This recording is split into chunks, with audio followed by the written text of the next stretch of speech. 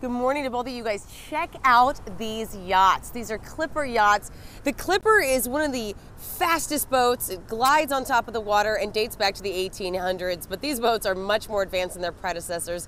They are speed machines piloted by only the best sailors in the world. In this race, there are 700 crew members on 12 yachts traveling, get this, 40,000 nautical miles. Each Clipper has its own sponsor, including Great Britain, UNICEF, but of course our favorite is the Visit Seattle boat, sailing Seattle Pride all over the world. Our yacht, it's beautiful, it's sponsored by Tourism Board, Starbucks, and Microsoft, just to name a few. In fact, Seattle is one of only 2 stops in the US. It's the 7th leg of the trip around the world. Crews start their trip in the UK, then they went on to South America, South Africa, Australia, China before getting here. And get this, it took about a month for the crew to get here from their last stop in China. A brutal trip, says team member Andy Farnham.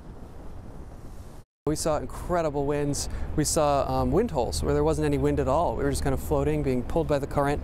And then it was just a couple short weeks later that we were in extraordinary seas, a phenomenal sea state, waves that were 80, 85 feet tall, winds of up to 110 knots of gust, winds strong enough to rip the mainsail right out of its track.